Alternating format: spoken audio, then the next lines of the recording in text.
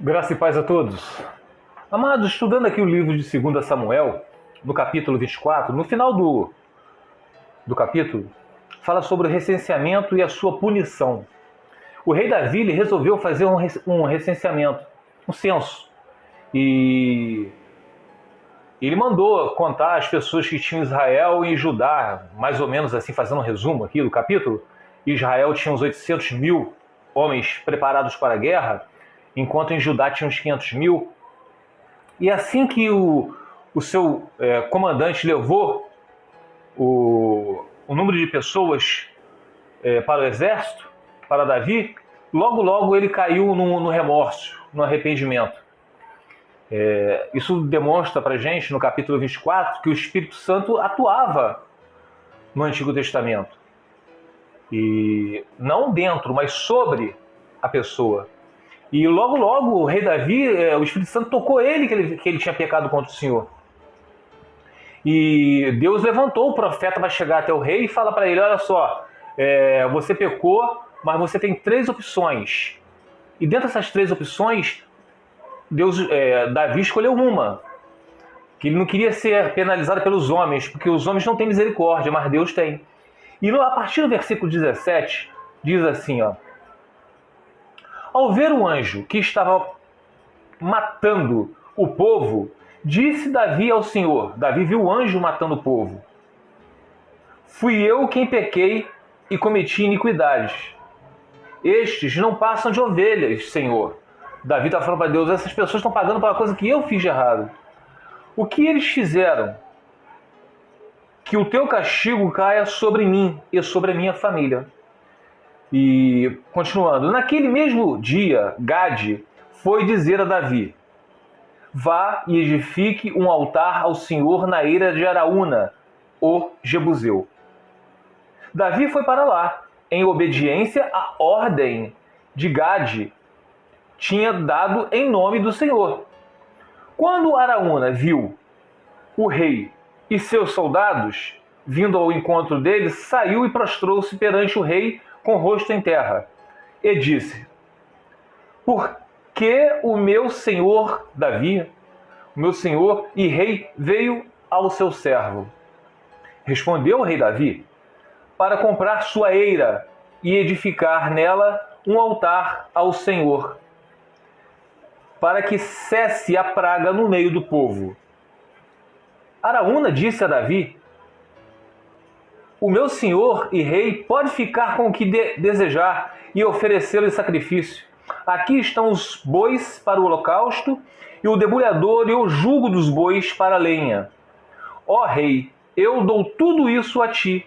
E acrescentou Araúna, que o Senhor, o teu Deus, aceite a tua oferta, rei Davi.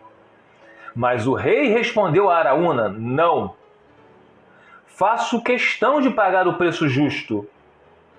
Não oferecerei ao Senhor, o meu Deus, holocaustos que não me custem nada. Não oferecerei ao Senhor, o meu Deus, holocausto que não me custem nada. E comprou a eira e os bois por 50 peças de prata. Davi edificou ali um altar ao Senhor e ofereceu holocaustos e sacrifícios de comunhão.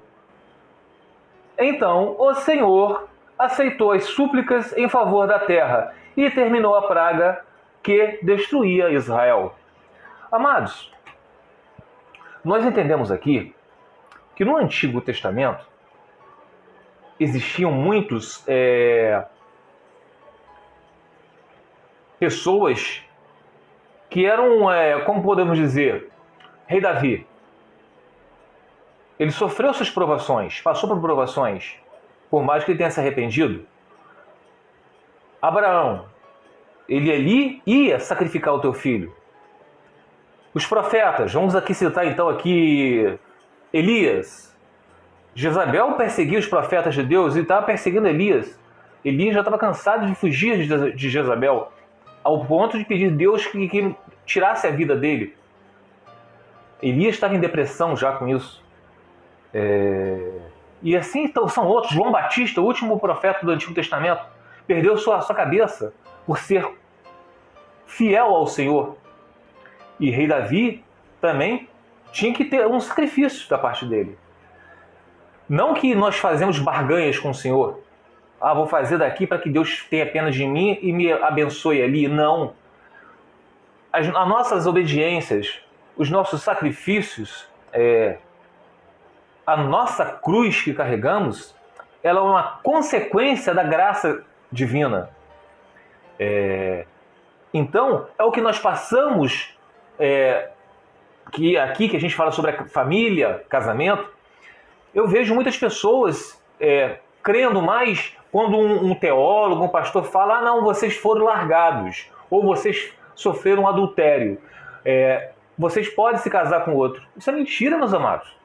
Esses pastores que falam isso, por mais que eles tenham um diploma de teologia, são pastores que falam da palavra, se emocionam, colocam louvor no fundo, que chegam a fazer a gente chorar, são homens que são carnais.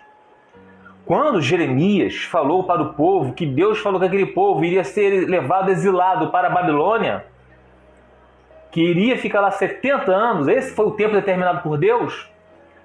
Mas aí surgiu um falso profeta Ananias dizendo: não são 70 anos, o Senhor falou comigo, são só 2 anos. E Deus falou para Jeremias: vai lá e fala com esse povo que eu não falei nada para esse profeta, ele está mentindo.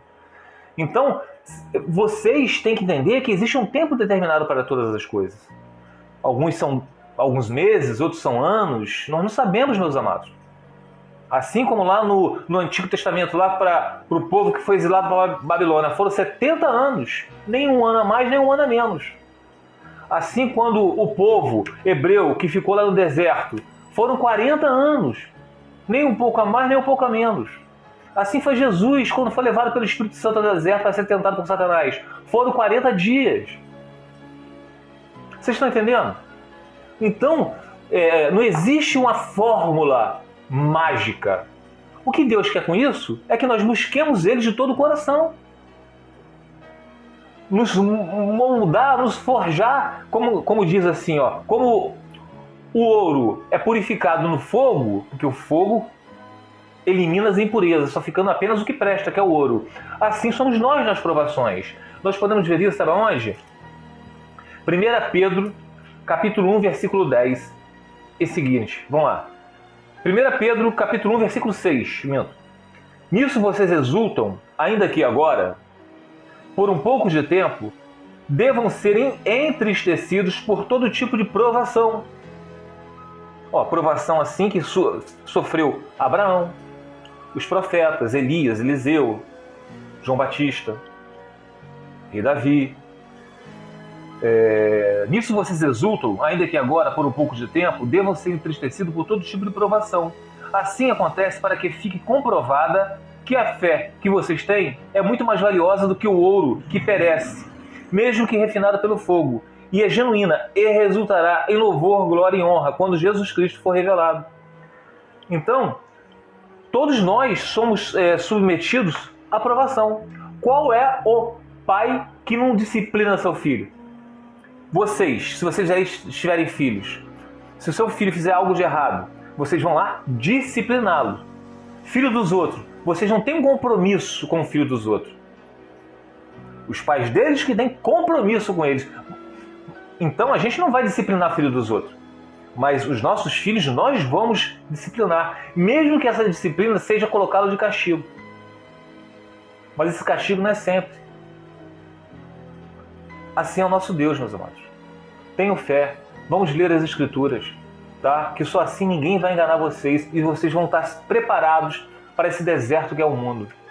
Fiquem os irmãos na paz do Senhor Jesus.